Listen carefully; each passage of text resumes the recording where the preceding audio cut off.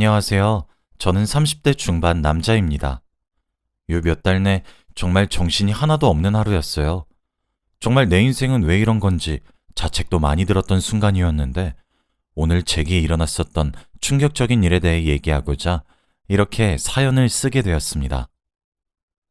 저는 결혼한 지 이제 2년이 되어가요. 아이는 아직 없습니다. 저는 쉬지 않고 열심히 살아왔기 때문에 대학교 졸업 후 운이 좋게도 바로 취직을 할 수 있게 되었어요. 제가 하는 일에 대해 자세히 얘기해 드릴 순 없는 점이 조금 아쉽네요. 그렇게 첫 회사에서 경력을 쌓은 후 결혼까지 했고 지금 다니고 있는 회사의 경력직으로 이직에 성공했습니다. 제가 처음 다녔던 회사에 비해 연봉도 훨씬 좋고 대우도 좋아서 이직한 것에 대한 성공으로 제가 사랑하는 아내와 자축의 파티도 했어요. 그런데 이직 후에 저는 탈모가 올 정도로 너무 힘겨운 시간들의 연속이었죠. 회사 내에서 저희 부서만 유일하게 여자의 비율이 월등히 높았습니다. 다른 부서들은 여자와 남자의 비율이 보통 1대1 정도인데 저희 부서는 8대2 정도예요. 업무 특성상 여자가 많은 것은 알고 있어서 괜찮지만 지금 이직한 회사의 부장님 때문에 저는 며칠 전 고소까지 했답니다. 지금부터 그 일에 대해 말씀드릴게요. 처음엔 마냥 친절하시고 다정하신 분인 줄 알았습니다. 부장님께서는 40대 후반 여자분이신데 저랑 10살도 넘게 차이가 나세요. 결혼도 아직 하지 않은 걸로 알고 있습니다. 진짜 부장님 때문에 사람이 미치고 팔짝 뛰어버릴 것 같더라고요. 지금은 이직한 지 이제 1년 정도 되었습니다. 제가 처음 인수인계를 받았을 때 제게 인수인계를 해주셨던 분은 남자분이셨는데 회사를 떠나가시며 저보고 부장님을 조심하라고 하더라고요. 인수인계 첫날부터 상사의 험담을 듣는 것 같아 조금 불편한 감정이 들었었는데 그날 저녁 저의 환영회에서 저는 그 말 뜻이 무엇인지 아주 뼈저리게 알게 되었습니다. 부장님은 저를 다른 팀원들에게 소개해 주셨어요. 새로운 사람이 들어왔으니 잘 지내보자고 하면서요. 호탕하게 웃으시면서 말이죠. 저도 안녕하십니까 하며 인사를 했죠. 부장님은 다들 술잔을 들고 파도 타기를 하자고 하셨어요. 저부터 시작해서 시계 방향으로 진행하기로 했고 마지막 사람은 저희 부장님이셨죠. 다들 웃으면서 마셨습니다. 그때쯤 분위기도 무르익었거든요. 그런데 마지막 부장님이 마시고 나서는 갑자기 제게 안주를 달라고 하시더라고요. 주위 다른 여직원들은 눈살을 찌푸리는 분들도 물론 계셨지만 아무래도 부장님이시다 보니 다들 웃으면서 박수를 치면서 상황을 덮으시더라고요. 정말 그날 느꼈던 모멸감은 말로 표현이 되지 않습니다. 그때 저희 부서의 또 다른 남자 직원께서는 그저 저를 안쓰럽게 바라보시는데 진짜 자존심이 짓밟히는 느낌이었고 수치심과 모멸감으로 얼굴이 빨개졌었어요. 근데 그런 저보고 부장님은 왜 이렇게 쑥스러워해? 마누라랑 뽀뽀도 안 해? 라고 하시며 깔깔거리며 웃으셨죠. 그날부터 시작되었습니다. 분명 제가 결혼을 하고 가정을 꾸린 것을 아시면서도 제게 자꾸 난감한 연락을 하시더군요. 하루는 저희 부서 바로 앞에 정수기가 있습니다. 물통을 꽂는 정수기요. 그런데 그 물통이 되게 무겁고 들기가 힘들어서 여자들은 힘이 약해 그런 것은 보통 남직원들에게 시키잖아요. 부장님이 그날 저보고 정수기의 물을 교체하라 지시를 해서 물통을 교체했거든요. 한 번에 들어서 바로 교체를 했는데 갑자기 제 허벅지에 시선을 두시더니 어머, 허벅지 근육 장난 아니다 라고 말을 하면서 대놓고 뚫어져라 보시는데 진짜 표정 관리가 너무 안 되기도 하고 불쾌해서 제가 부장님께 불쾌하다고 분명히 말씀드렸더니 오히려 부장님은 저더러 아니 누가 들으면 내가 문제 있는 줄 알겠다? 아니 쳐다보면 다 알아? 사람 민망하게 왜 그래? 왜 이리 유난이야? 라고 하시며 오히려 제게 면박을 주시는 거예요. 진짜 기도 안 차서. 그뿐만이 아닙니다. 제가 운동하는 것이 취미인 사람이라서 출근 전 새벽에 항상 헬스장에 가서 운동을 하고 출근을 하는데 점심을 먹다가 제가 아침마다 운동을 하고 있다는 사실을 말하게 된 적이 있었어요. 그러시면서 제게 아니 형우 씨 나중에 나 운동 좀 가르쳐줘봐. 어쩜 이렇게 근육이 탄탄해? 라고 하면서 감탄하시는데 진짜 그만 좀 하시라고 소리 지르면서 화를 내고 싶었지만 상급자라 차마 그럴 수도 없고 사람이 미쳐버리는 것 같았어요. 또 부장님은 제 앞에서 온갖 민간에 떠도는 속설을 말씀하시면서 은근한 웃음을 흘리거나 다른 사람들 앞이든 뒤든 상황을 가리지도 않으시며 허허, 정말일까? 너무 궁금하네. 라고 하시며 깔깔 웃으시며 분위기를 싸하게도 만드셨습니다. 그래도 이런 행동들은 차라리 참을 수가 있었어요. 잠시 불쾌하면 되는 문제니까요. 근데 개인적이고 사적인 이유로 자꾸 제게 연락을 하기 시작했습니다. 저는 결혼을 했는데도 불구하고 말이죠. 그리고 제가 남자가 돼가지고 아내에게 이런 일에 대해서 말을 할 수 있었겠습니까? 솔직히 한국 사회라는 게 진짜 남자인 제가 그런 말을 하면 오히려 제가 일부러 꼬신 거라든지 이런 말을 들을 수 있을 것 같아서 아내에게 말도 못하고 끙끙 앓기 시작했어요. 아내는 계속 회사가 많이 힘드냐고 걱정스레 물어봤지만 차마 수치스럽고 민망해서 고민을 이야기할 수도 없겠더군요. 스트레스가 극심했었던 모양인지 탈모가 와서 머리도 계속 빠졌어요. 아내는 그런 제가 너무 걱정이 되었는지 보약도 지어주고 체력에 좋다는 음식들도 해주었죠. 하루는 저희 부서 직속 남자 선배랑 밖에서 담배를 피게 되었는데 저보고 조심하라고 하더라고요. 왜냐고 물어보니까 제가 들어오기 전에 퇴사한 직원도 부장님의 그런 언행들 때문에 스트레스가 너무 심해서 그만두게 된 거래요. 선배는 아니, 형우 씨가 잘생기기도 했고 몸도 좋고 그러니까 이번엔 부장님도 좀 도가 지나치시게 하는 것 같기도 해.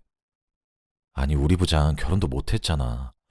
눈만 놓고 그래서 지금도 연예인 함수원처럼 18살 어린 연하 남자 만나고 싶다고 난리야. 형우 씨, 진짜 몸 조심해.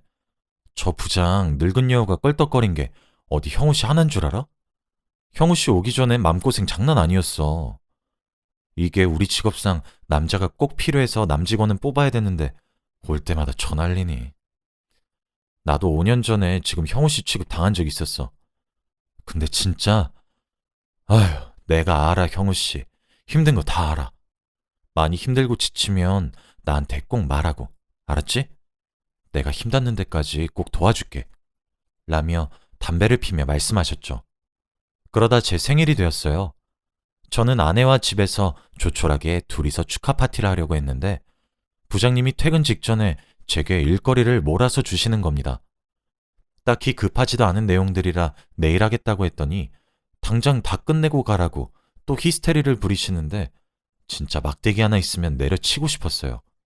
저는 알겠습니다 라고 대답하고 아내에게 늦을 것 같다고 연락을 한 후 이렇게 된 김에 그냥 빨리 끝내고 집으로 가야겠다고 생각하면서 일에 집중을 했어요. 그런데 누군가 저를 끈적거리는 듯한 손길로 만지는데 바로 부장님이셨습니다. 다른 팀원들은 다들 퇴근하고 저희 부서엔 부장님과 저 단 둘만 남아 있었는데 정말 그날은 차마 입에 담기조차 더럽네요. 결국 저는 살면서 가장 최악의 생일을 보내야 했습니다.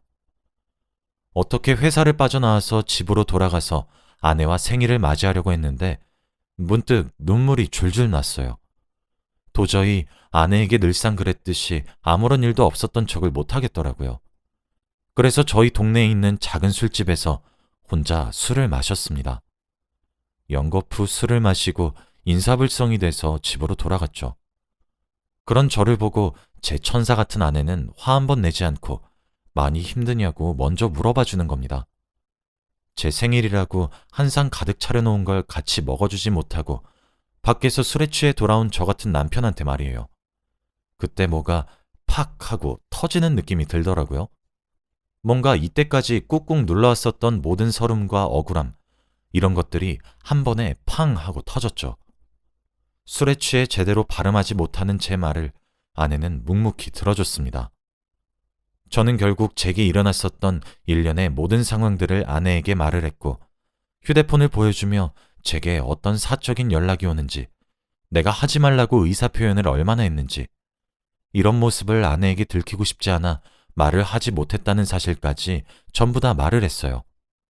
아내는 제 말을 단 한 번도 끊지 않고 묵묵히 다 들어주고는 제게 왜 미리 말을 하지 않았냐고, 많이 힘들지 않았냐고 저를 꼭 안아주는데 서름이 북받쳐 오르더라고요. 제 아내는 제가 생각했던 것보다 더 멋있는 여자였어요. 진짜 생각할수록 어이가 없네. 나이 처먹고 뭐 하는 짓이래 그 여자는? 감히 내 남편한테. 당신 앞으로 또 이러면 나한테 바로 말해. 왜 혼자 속으로 삼키면서 끙끙 앓고 있어. 자기가 뭘 잘못했는데. 괜찮아, 울지 마. 라며 저를 오히려 달랬어요. 그렇게 그날 저는 아내의 위로와 사랑을 받고 잠을 청했고 오랜만에 푹 잘 수 있었습니다.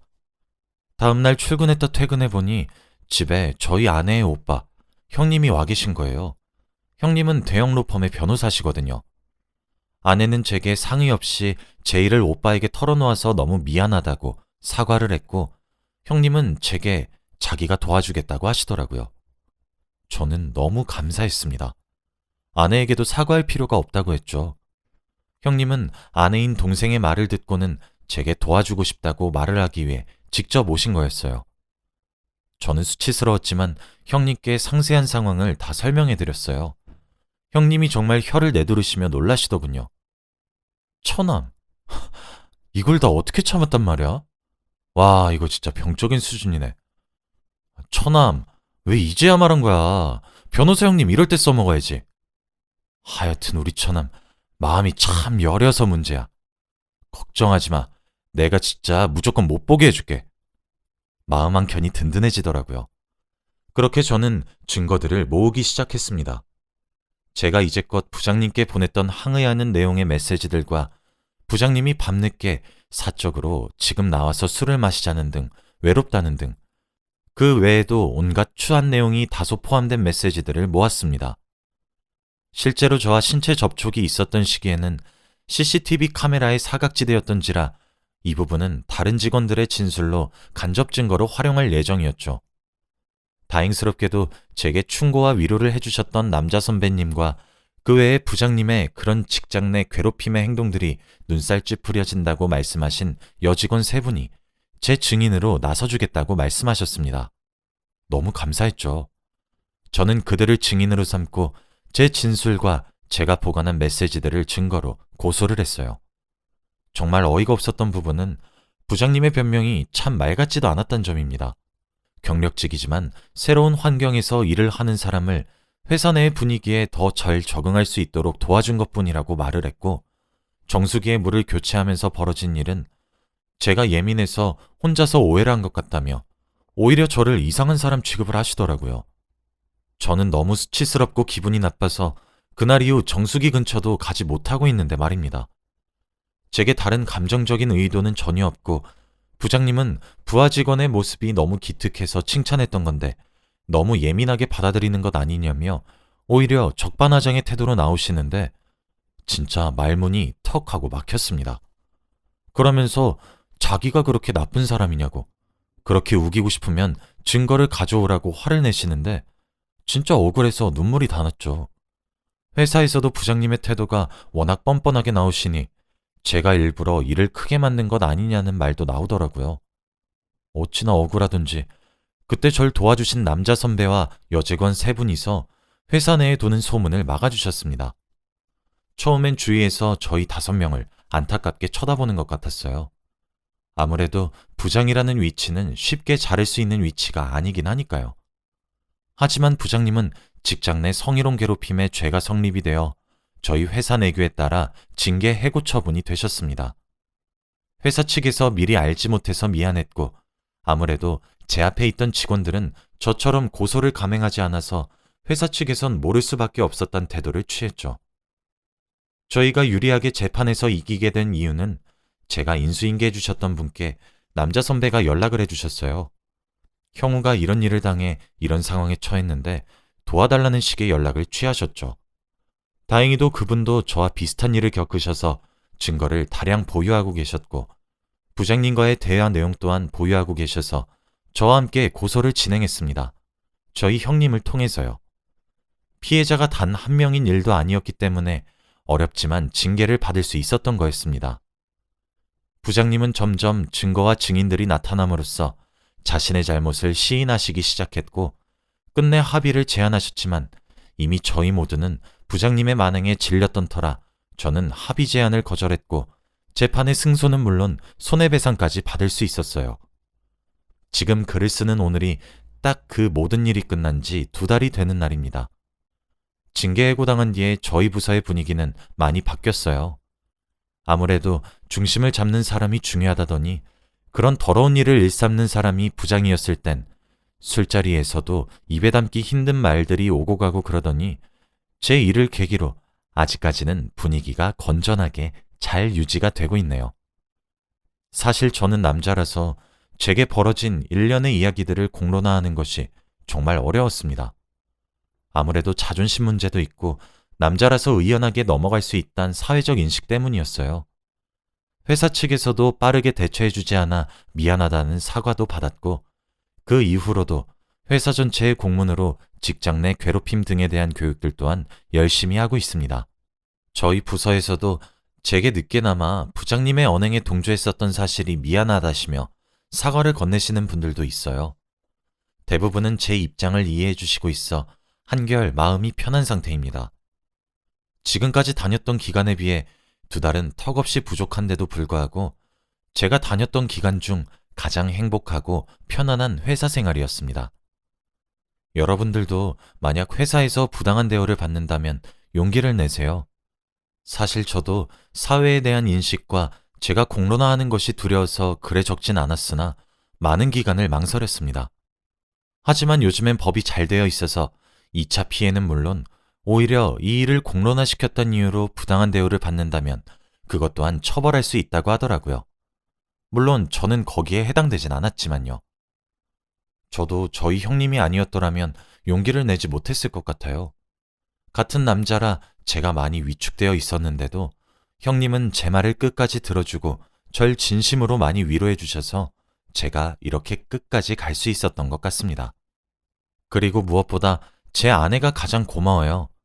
아내에게 고백하기까지 정말 많은 고민을 했고 자존감이 바닥에 붙어 있었는데 아내는 이 모든 것들을 포용해주고 저를 믿어주고 의지해 주었습니다. 제가 왜 아내가 저를 비난하거나 의심할 거란 상상을 했었는지 스스로도 이해가 되질 않네요. 아내는 그 이후로도 제게 여전히 사랑한다고 표현해주고 제가 얼마나 좋은지 자세하게 말을 해주는데 낯간지럽지만 싫진 않은 기분입니다. 제게 은인 같은 아내와 형님, 이 남매 덕분에 제 인생이 한결 더 편해진 것 같아서 요즘에 들어서야 살맛이 좀 나요. 여러분들도 만일 부당한 대우를 당하면 참지 마시길 바랍니다.